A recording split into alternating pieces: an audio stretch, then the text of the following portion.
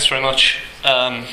It's very nice to be here today, and it's very nice to be in such a nice setting amongst so many interested people in capacity legislation. It was referred to earlier, but it never ceases to amaze me that this many people actually care and want to do something for others that is outside the scope of capacity and supported decision making, that we're here to do what we can and work at it. I came through the mental health services. I gave about 20 years involved with them as a service user, and throughout that 20 years and for some time afterwards, I continuously felt very isolated, very alone, and never knowing really if I would ever get through what I felt I was going through. It was just this incredible feeling of not knowing. So it's really, really good. I really like being involved in this type of work, just to see that there are so many people interested in this aspect of the law, really, and of people's rights. I'd like to thank Cher very much for sharing after certainly educating me as regards decision making, and the other speakers as well. I titled what I'd like to talk about, "What are you going to do?" That's not a dig at anybody who's writing legislation or anything like that. It's not necessarily, although it might serve as a twofold thing like that. But I guess that was a question that was asked of me, and it was the beginning of the rest of my life. It was the beginning of change. It was the beginning of recovery from what I was told I would not recover from.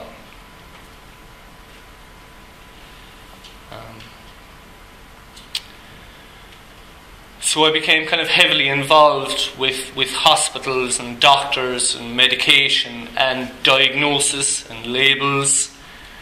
And my understanding of that was based very purely on a medical model. And throughout that, what happened was that I suffered a loss of self-confidence, self-respect, dignity, freedom, self-belief, and every aspect of trust in my life was broken down. And as was said earlier, trust doesn't just pop up overnight. We build trust. And for me, it is built slowly. I start off with every person I meet at 0, and I build from there, whether that's slightly cynical or not. Forgive me if it is. But I do believe in it, and I do believe it's core really in all of what we're talking about today. Throughout my time, specifically inside in the mental health services, I guess I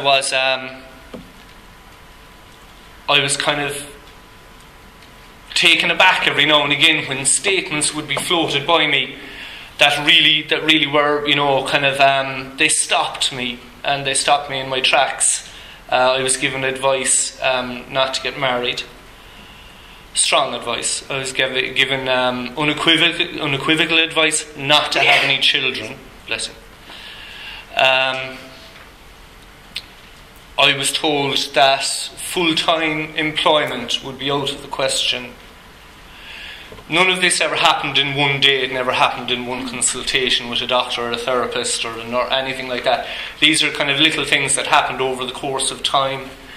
And you see, what happened was when those things, even though I didn't fully really understand the full consequences of any of those statements or what they meant, they impacted greatly on those aspects of my person, of myself there.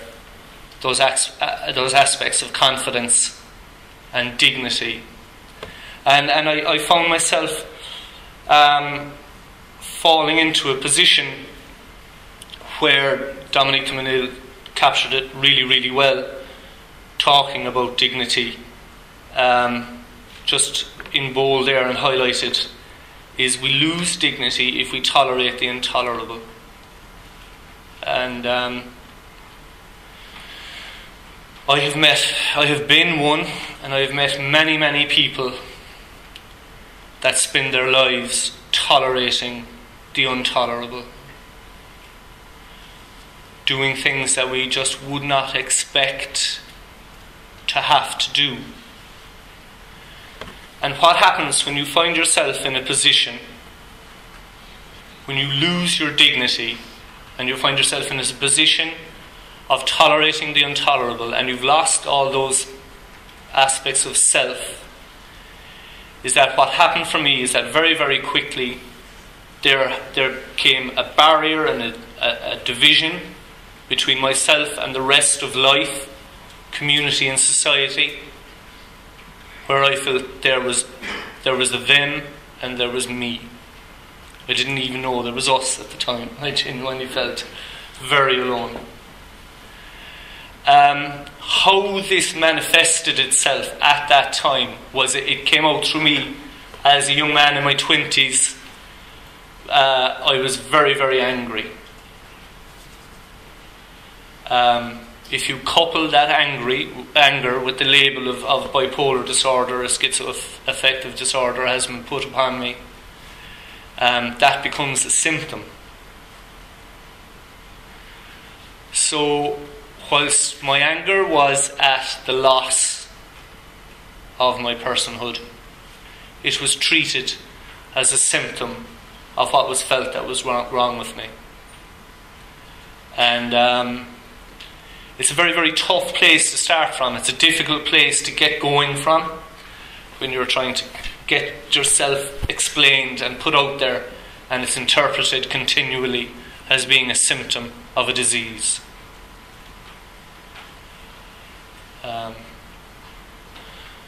I'm just noting to myself, that I'm speaking about mental health, but I do feel like when we talk about dignity and we talk about those things that are lost inside in a person, those aspects of confidence, respect, freedom and belief and trust, I don't think that we, necessarily it's not, although I'm speaking from a perspective of mental health, it is not tied to that on its own at all. So just please to kind of keep that in mind as well.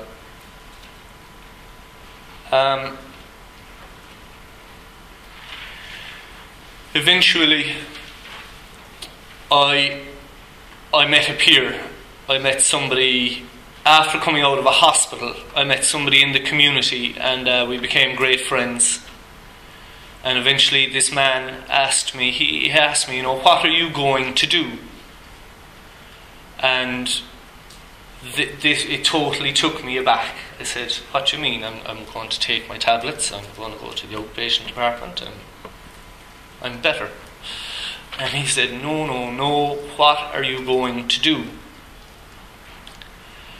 And what that did for me was, although I did not know this at the time, that was the start of a journey of empowerment. And it was the start for me of taking responsibility for my own life. I really and truly had handed over my life and my will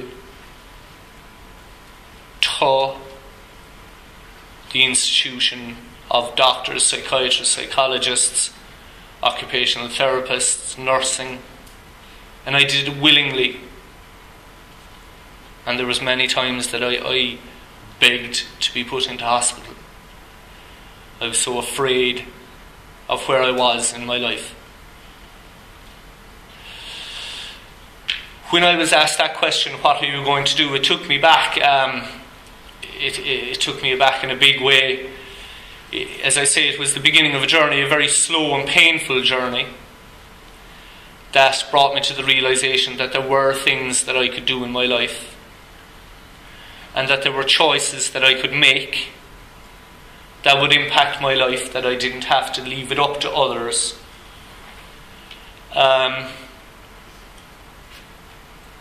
One of those choices one of the consequences of those choices, I presented to my doctor one day. At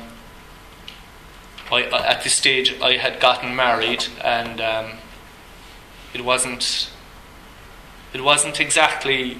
I didn't exactly get the reception where people threw their arms around me and congratulated me for getting married. But I do remember the day that I told. Well, that's quite difficult, actually. I told my doctor that my wife was pregnant, and the poor man, his eyes fell to the floor. They fell to the floor, and he just couldn't work with it. Like, he couldn't. He just couldn't accept it. He was, he's a nice man and he's caring and all of those good things, but he didn't want it for me. He didn't think it was right that I would be able to handle it or do well with it. He's not my doctor anymore. And I have 4 kids now. Maybe I should have gone back to him. So anyway, at this stage I had felt the power of a peer and what that effect could have, and that relationship grew. It grew to the point that it pushed me towards education, re-engaging with education. I did not want to engage with anything attached to the medical profession. That's just my own thing. I have deep respect for the medical profession. I work with them on a daily basis. It's just that I felt if I wanted to get educated, and that if I wanted to be there for others, that I wanted to become educated from outside of that field. And I chose social science, and within it I studied youth and community work, where I immediately fell in love with the idea of critical social education, the teachings of Paulo Freire. And this really is what grounds me in my professional practice, along with the experiences that I've just given you a potted version of. And I really, really like it because I think it's really apt for where we are today and talking about what we're talking about today. Critical social education is designed to encourage questioning and action for change. It is founded on a different worldview, that of participatory democracy forged out of principles of cooperation and equality. Our work is the practice of freedom. This is from an article by Margaret Ledwith, and just at the end of that paragraph she says, "In failing to be vigilant about changes in the political context, we run the risk of developing practice that reinforces discrimination while still waving the banner of social justice." I fear for that. My job title is that of a mental health recovery advocate. I am deeply embedded in our policy of vision for change. And when I speak about recovery or speak about the policy, the most common retort I get is, "Sure, look, we're all doing recovery." So just with that in mind, that what we're talking about today being legal capacity and decision making, that it has to be more than an act of words, it has to be an act of deed. And speaking about that then, moving on to that then, is I'd like to describe to you very, very briefly about where I work. I work with the Home Focus team, and the Home Focus team it's based in people's homes and out in the community. It is a community outreach service down in West Cork, and it is a recovery oriented service. Its premise is that we're there to be there for people and get them to engaging with recovery and get them to where they want to be in their lives, where they choose to be in their lives. So it's very much a partnership model.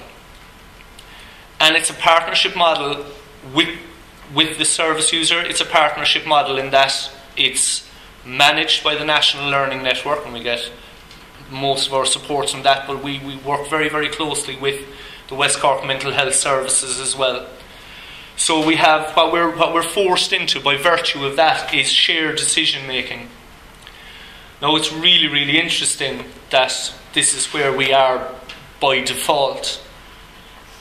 We're as a team, we have participants and we have a caseload, and we're there for their recovery.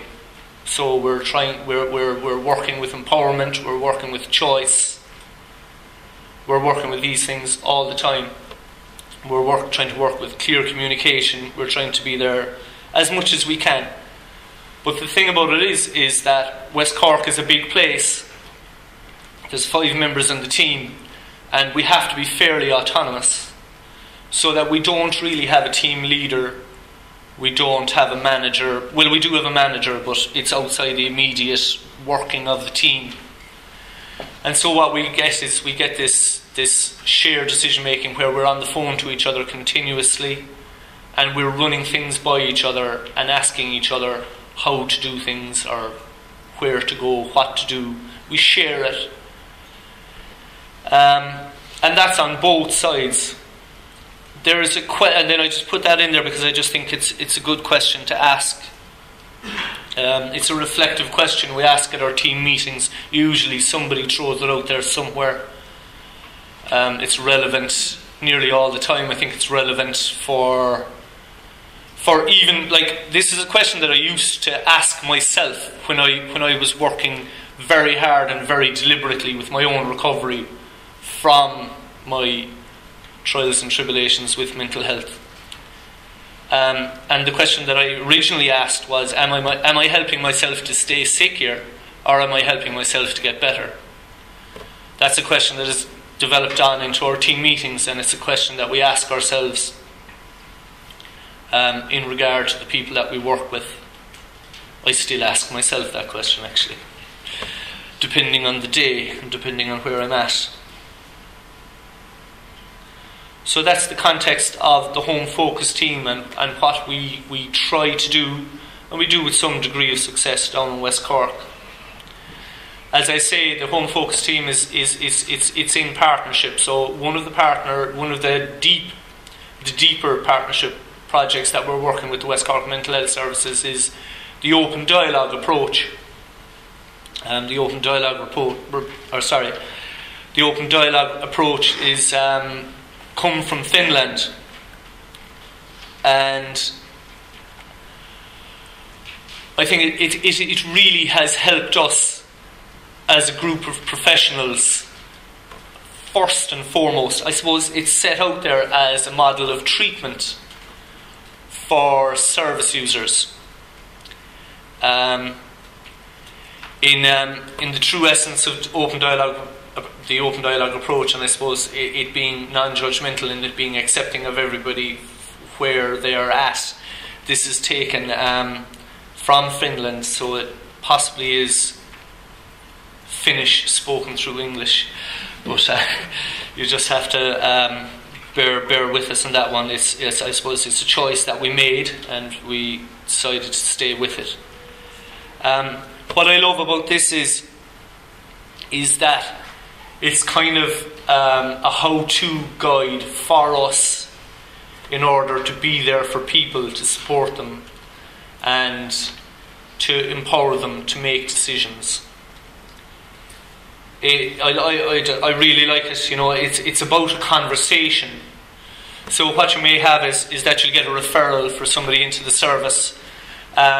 They will be met on an open dialogue approach, and what then will happen is that a group of professionals, which might be anything, usually 2, may or may not include a doctor, it usually doesn't, will go to the person's home and have a conversation with them to see where they're at.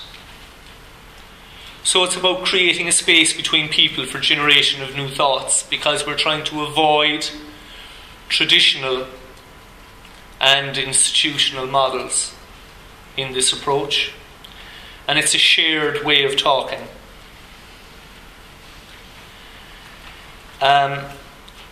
And a big part of it is to generate a joint language for experiences that do not yet have words, because a lot of the time it's so tempting to prescribe toward the people that we're working with.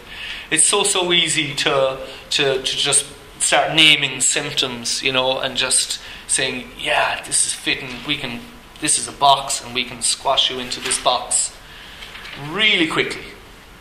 So we're trying to go against that. We're trying to go away from that. And whilst we're not exactly a textbook copy of the Finnish model, what we are developing is a West Cork model that sticks very closely to these essential principles of the open dialogue approach. And I really like that part of it, where open dialogue should be the re-establishment or the establishment of heart-to-heart dialogue with significant persons in their social network. So ultimately what you finish up with a first-time referral, you have two professionals and a service user, and then the service user will bring in those around them that feels that will be there as supporters, as Cher kindly gave me the term to call them. Thank you. And more often than not, a lot of the time, this may or may not include immediate family. It's really interesting. That, it could be an employer, it could be somebody on the football team. It's open to that. It's there for that. It's about trust. I go back to trust again at the beginning. It's so important. So what we are trying to shoot for is, what we're aiming for is the facilitation of a dialogue with and about the client's narrative.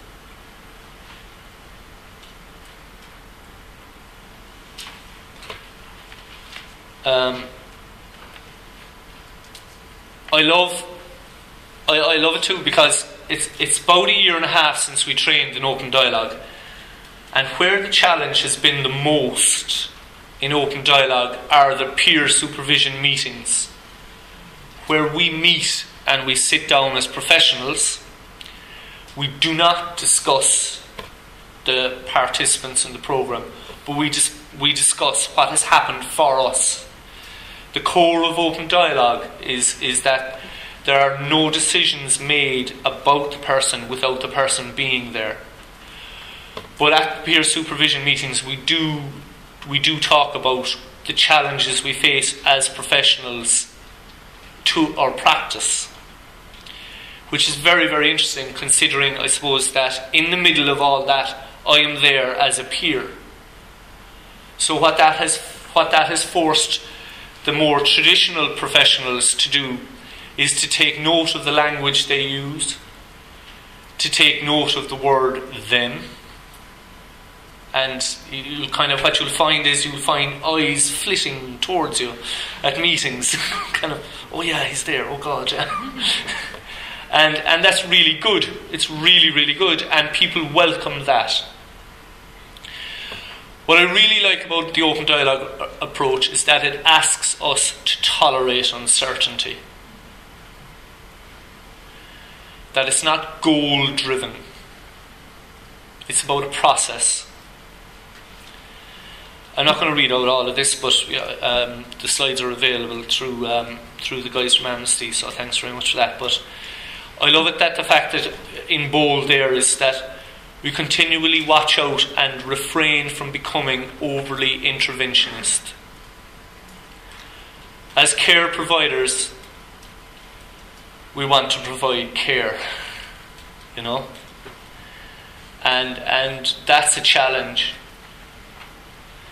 So, but it is that how-to guide, and they do explain it. They do that. It is that we have to try and listen generously, that we have patience and slowness of pace by the clinician, and a conscious effort to resist the pull of goals and structures.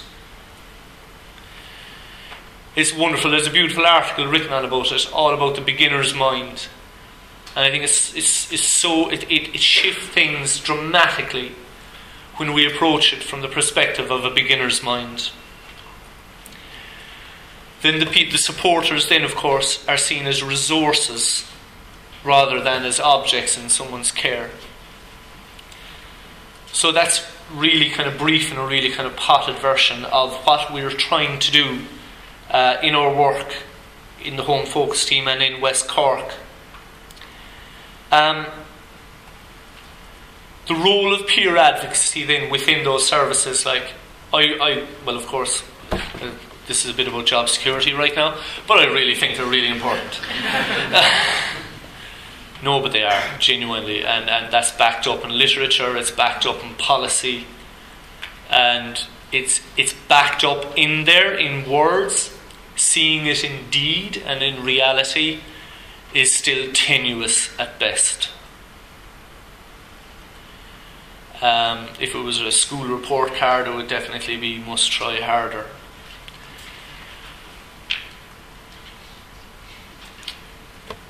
This is a good quote taken from the Psychiatrist Journal. Especially for those detained, peer advocacy is important, especially for those detained under a section of Mental Health Act, because of the powers given to staff. Hopefully that might change a little bit. Under these circumstances, advocacy is valuable and has an important ethical function. Peer advocates are independent of mental health service staff and have usually had first-hand experience of using mental health services themselves. They can therefore be seen as working for the patient rather than the staff.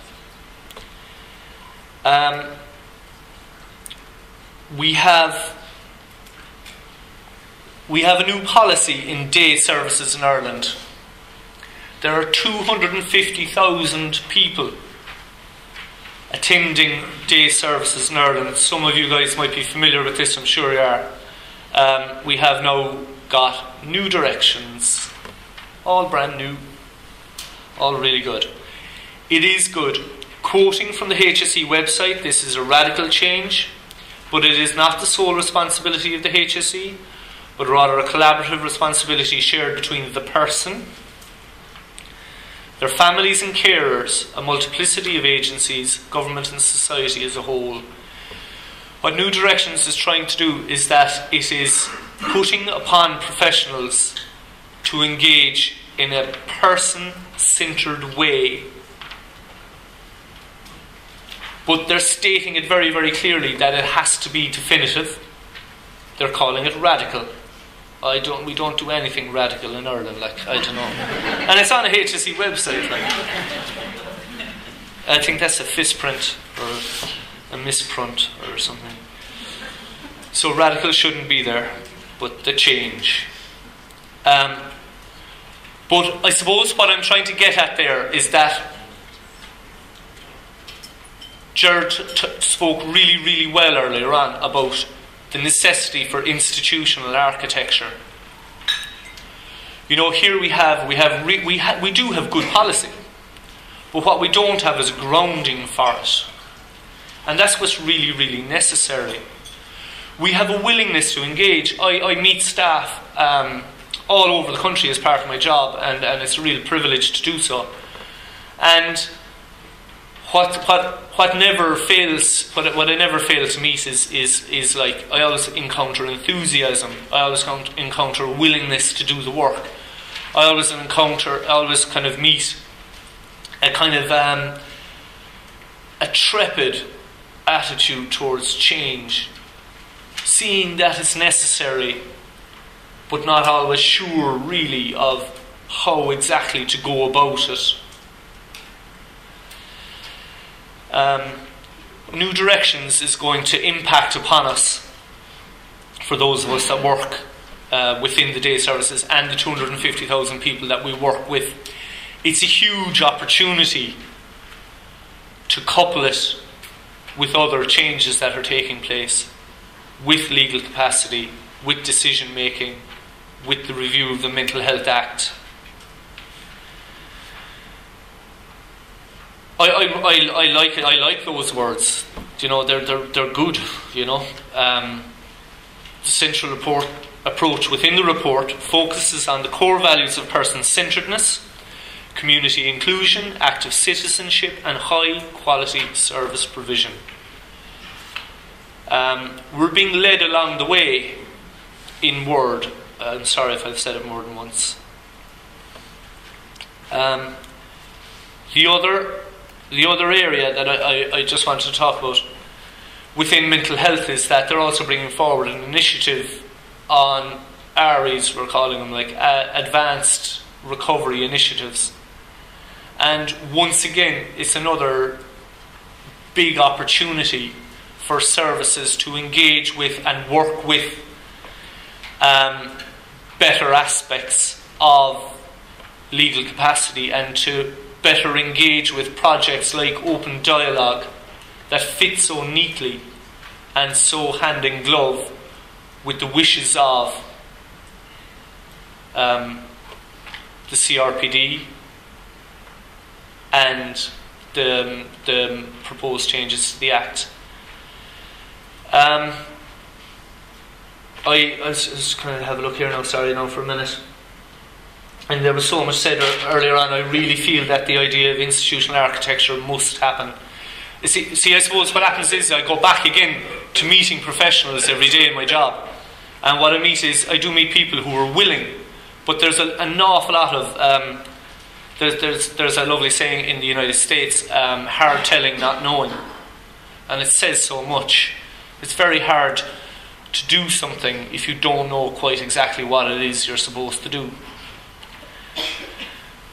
So, I just think there's huge opportunity in what we have in front of us today. I love that quote that was on there earlier on, underneath the cartoon, by Frank and Ernest. I try to be Frank and Ernest as much as I can. But I wanted to get your opinion before I go ahead and do what I want to do. I find that with professionals, amongst the people that I work with all the time, just referred to it earlier, I have to say it again, is that urge to fix and that urge to prescribe and assume that we know what a person wants. And as a colleague of mine, a friend of mine, on somebody I work with on the Home Focus team, he says about that type of approach, he says, some people get all the exercise they need jumping to conclusions. And I think that that's what we have to try not to do. I suppose, working as a peer advocate then, finally, I think that where it happens for me in what I can bring to the job, or what I want to do, what I want to do when I go to work, is I desperately. First, I've two dreams in life, right? The first dream in life is that I will be done out of a job, because people will take it upon themselves. They'll call me up and go, "Rory, don't want your help anymore." The other dream I have then is the opposite of that, and that the country is full of peer advocates, that there's one on every community mental health team in the country as prescribed by policy. Currently there are 67 teams, I believe, and I believe I'm the closest thing to a full-time employed advocate. That needs to change. I think that a big role of peer advocacy within those structures that I've talked about there, with regard to open dialogue, with regard to decision making, is I suppose kind of that, almost like impressing. I always try to impress upon service users that there's pain and grief and torment that has been experienced by us that is unique.